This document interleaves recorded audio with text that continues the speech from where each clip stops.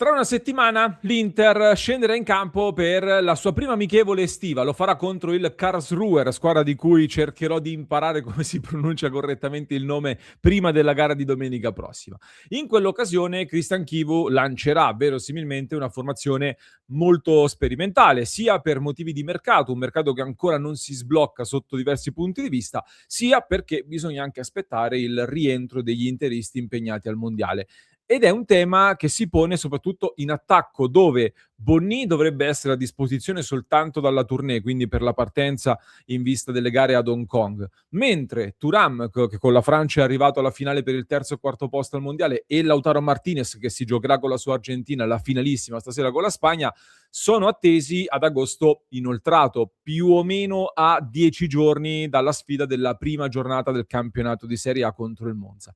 E allora c'è soltanto Pio Esposito di quello che è il pacchetto degli attaccanti a disposizione di Chievo della prima squadra. Un Pio Esposito accanto al quale troveranno spazio quindi, per il momento, anche dei talenti promossi dal settore giovanile nerazzurro su cui ci sono grandi aspettative che vanno tenuti d'occhio. Uno in particolare, secondo me. E ne parliamo in questo contenuto di oggi, in cui allarghiamo anche il discorso alle prime indicazioni che stanno arrivando dal ritiro tedesco, dalla foresta nera tedesca. Ben ritrovati amiche e amici interisti, ben ritrovati in questo nuovo contenuto di oggi. Vi invito a lasciare un mi piace. Se non l'avete ancora fatto, clic sul tasto iscriviti, stiamo crescendo sempre più qui sul canale e vi aspetto nel club di Passione Inter. Qui in alto il QR code da inquadrare per non perdervi la nostra chiamata del lunedì sera. Ogni lunedì dalle 22 voi aprite il microfono e ci inondate delle vostre considerazioni, le vostre notizie e anche le nostre analisi che condividiamo tutti insieme, ecco, mentre le commentiamo in una chat vocale con me, con Simone, con Romina, con lo staff di Passione Inter. Usciamo per qualche minuto, almeno per qualche ora, dai, dalle polemiche sul mercato, su cui torneremo magari stasera in diretta alle 19:30 come ogni giorno, e concentriamoci invece sui nostri talenti, quelli che possono prendersi la scena in questo ritiro e magari non soltanto, perché come dicevo ce n'è uno che secondo me è particolarmente interessante e mi riferisco proprio a lui. Vi condivido anche la scheda Transfer Market. Jamal Idrissu, questo talento nato a Brescia il 22 settembre 2007, quindi 19 anni ancora da compiere, un attaccante che secondo i dati di Transfer Market è alto 1,88 m, esploso soprattutto nell'Under 18 con una stagione da 18 gol e vari assist in 27 partite, e poi la stagione scorsa invece l'ha trascorsa innanzitutto nella formazione primavera, dove ha dimostrato, per quello che ho visto io, di essere un giocatore superiore alla categoria. 6 gol in 11 presenze di campionato, 6 gol anche in Youth League, la Champions League dei giovani, chiamiamola così, con la tripletta al Betis, che è stato un po' il picco della sua stagione in primavera. E qualcuno potrà dire che ha giocato poco, che sono poche partite. In realtà c'è stato anche un problema fisico a limitarlo e soprattutto c'è stata anche la promozione in Under 23, dove non ha segnato, ma si è cominciato a far largo in Serie C tra i professionisti. Quindi questa è una gestione secondo me molto utile, molto interessante della risorsa Under 23, perché oggettivamente in primavera era di un altro livello e dovevi cambiare marcia secondo me per l'evoluzione di questo calciatore, che si è messo in mostra anche in nazionale Under 19. Tra l'altro con l'Italia si è preso il posto titolare anche nell'ultimo europeo, dove l'Italia ha perso con la Danimarca per il quinto o sesto posto, e quindi un giocatore che sta emergendo sempre di più e che quindi potremo vedere protagonista in questo ritiro estivo dell'Inter. Che giocatore è? Vi dico subito che, se vi capiterà di andarvi a recuperare qualche partita o di guardarvi almeno gli highlights, le solite skills che girano sui social, è uno di quei calciatori che, almeno a me, per come seguo il calcio io, cattura, cioè ti cattura l'occhio se guardi la partita. Intanto chiaramente per la fisicità, perché comunque un calciatore, un attaccante di quasi 1,90 m, ecco, non passa sicuramente inosservato. Poi perché unisce in un unico giocatore delle caratteristiche diverse che sembra aver preso un po' da quelli che sono stati i suoi idoli, i suoi riferimenti, ecco, e li ha uniti in un calciatore che ora devi chiaramente sviluppare, perché è ancora giovane. Giocatori che sono anche molto diversi tra loro, perché comunque da interista, da settore giovanile Inter dove si è sviluppato, è cresciuto anche con il riferimento Mauro Icardi, quindi un 9 di un certo tipo, ecco al momento sicuramente Idrissu è meno numero 9 puro rispetto a Mauro Icardi, può e deve affinare la sua presenza in area di rigore e in zona gol, dove comunque in primavera si è fatto trovare pronto e non soltanto. È già più interessante però secondo me per inquadrare meglio questo calciatore, il fatto che abbia seguito molto Marcus Thuram, ecco essendosi avvicinato sempre più alla prima squadra proprio nel periodo in cui Thuram è un giocatore titolare dell'Inter e la somiglianza fisica c'è, l'abilità anche nell'attaccare la profondità sia senza palla che soprattutto palla al piede sono delle cose che lo possono ricordare, prendendo spunto poi anche da quell'altro riferimento che è invece l'inglese Marcus Rashford, che abbiamo visto anche con delle grandi giocate nella finale del terzo posto mondiale nelle scorse ore. Un altro attaccante diverso, atipico come centravanti, ecco, definirlo centravanti Rashford è un po' una forzatura, un giocatore che ama svariare molto, come fa proprio Idrissu, che lo vedrete venire incontro, che lo vedrete anche allargarsi, andare a cercare gli spazi dove giocare, per poi intanto bruciare l'avversario, tentare di bruciare l'avversario con il primo scatto, il primo passo che ha, in maniera molto incisiva, molto buona, e poi anche molto viene a giocare a liberarsi gli spazi per poi puntare all'area di rigore. È un giocatore che è comunque orientato alla porta e all'area di rigore. Tutte caratteristiche che, come dicevo, vanno poi sviluppate e vanno poi alzate come livello con l'alzarsi del livello chiaramente degli avversari e dei calciatori, che però in un Inter già consolidata possono anche essere valorizzate, perché me lo immagino per esempio accanto ad un Pio Esposito con cui si completerebbe secondo me anche abbastanza bene, una fisicità simile ma con Idrissu che è più veloce e che può attaccare un po' di più anche la profondità e quindi una coppia già che potremo vedere, mi immagino, dalla prossima amichevole di domenica prossima, che mi incuriosisce molto, avremo modo di vederlo ancora meglio nell'impatto poi con un Inter che, ripeto, deve ancora attendere diversi calciatori della prima squadra, ma ha già una base di quasi titolari, soprattutto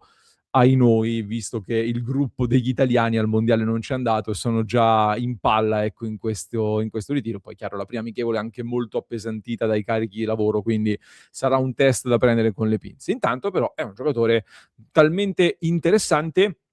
da aver attirato anche le attenzioni di diversi club che hanno già presentato delle offerte importanti. Sky poche ore fa ha raccontato che l'Inter ha già rifiutato un'offerta da parte del Colonia in Germania e questo tra l'altro ci dice, secondo me un aspetto molto interessante. Le squadre che si sono mosse su Idrissu sono il Wolfsburg, sempre in Germania, come il Colonia, e il Brentford, una squadra molto attenta allo scouting, ai dati, alla valorizzazione dei calciatori. Quindi anche il fatto che determinate squadre si siano mosse su Idrissu ce la dice lunga secondo me sul potenziale di questo classe 2007 per il quale, dicevo, l'Inter ha respinto una proposta da 700.000 euro di prestito più obbligo di riscatto ad alcune condizioni a 7 milioni di euro. Il Colonia era disposto ad investire già da ora attorno agli 8 milioni di euro complessivi. Per un club tedesco, comunque, per un giocatore 2007 è un investimento significativo, significa che ci vedono un potenziale molto molto alto. L'Inter ha declinato aprendo eventualmente, secondo Sky, a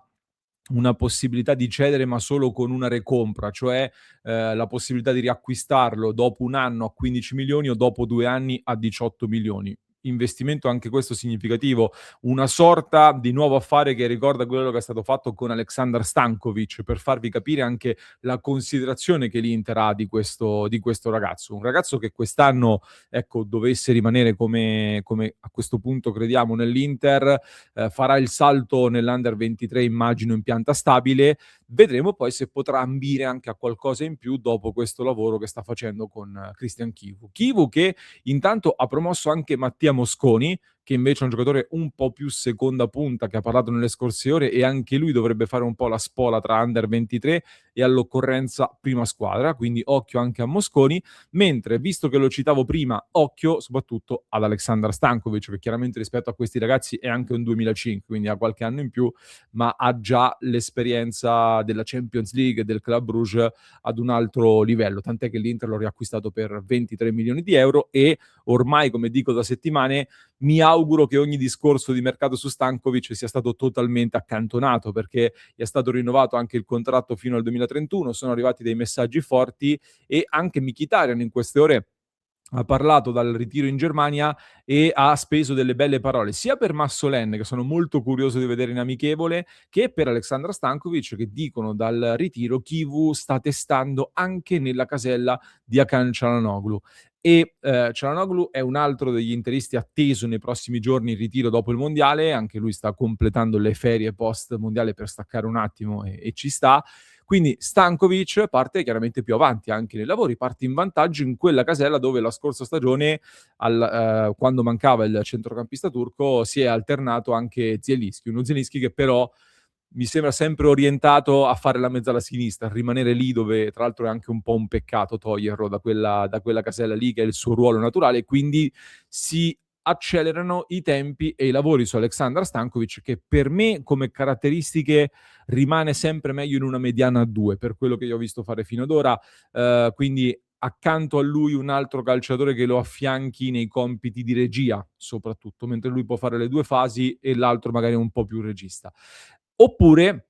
soprattutto da mezzala destra, dove però oggi ci sono Barella, Sucic in rampa di lancio e poi anche Frattesi che per il momento non è stato ancora venduto. Quindi per Stankovic questo ritiro è una grande occasione, come lo fu l'anno scorso il mondiale per club per Pio Esposito, che poi si è preso l'Inter, con Chivu che questi ragazzi li conosce benissimo ed è anche l'allenatore che sta dimostrando di essere quello giusto poi per lanciarli ed integrarli in prima squadra, seguendo tra l'altro anche le parole del presidente Marotta, che l'altro giorno in conferenza stampa ha lanciato, io direi, molto più di un indizio in questo senso, parlando del tema della valorizzazione dei giovani, del promuovere i nostri, e non solo per un discorso di liste che abbiamo già approfondito e magari ci rifaremo un contenuto nei prossimi giorni, ma anche per un senso di appartenenza e di investimento su delle risorse proprie.